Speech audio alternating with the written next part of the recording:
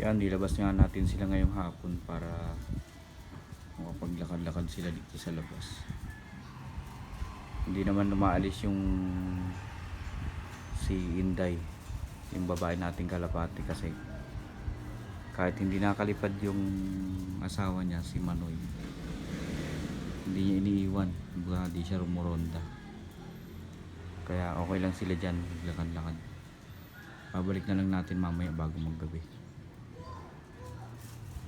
So ang sarap sa pakiramdam na nakikita sila na komportable sa'yo, kumakain, lalakad-lakad lang.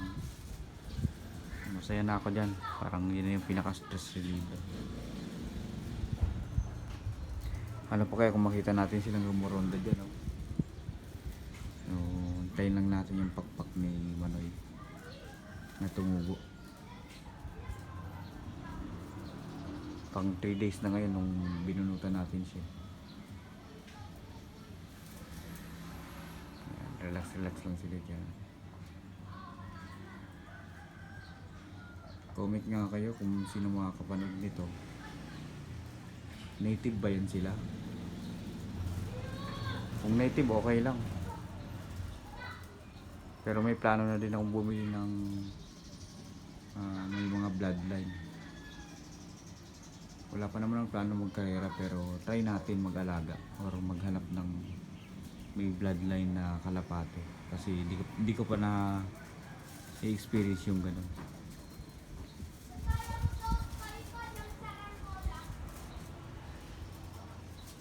Hindi ko mawari yung ano nito, lahi, yung bloodline nila kung ano.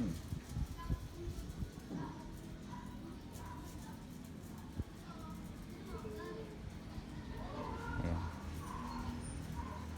Sarap panoorin.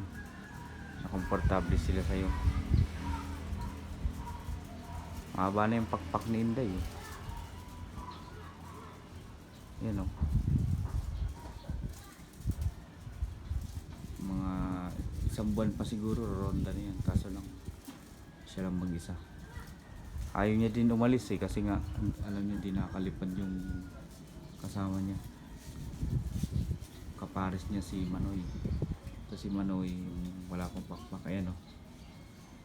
Ito si Inday. Yan, 5 months pa lang sila.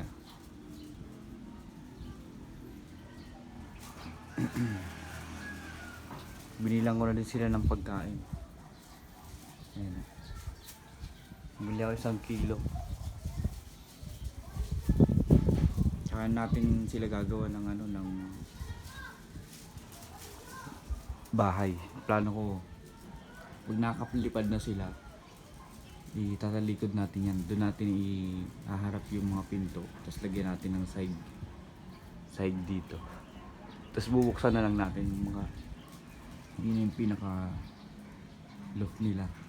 Kasi wala naman tayong, hindi tayo pwede maglagay ng loft dito kasi nakikitira lang tayo, hindi tayo, mamasita tayo dito. Ito nga, di ko pa pinagpapaalam kay mama na tutuluyan ko ng alagaan dito. Ito, may rumuronda dun, oh. Diyan yun, wak. Dati marami akong nakikitang kalapati na rumuronda dito. Ngayon halos wala na. Diyan dati mayroon. Ngayon napansin ko wala na yung mga kalapati.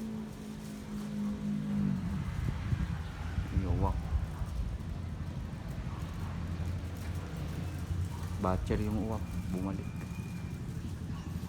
Okay, sunod na ulit. Lakad-lakad lang sila dyan.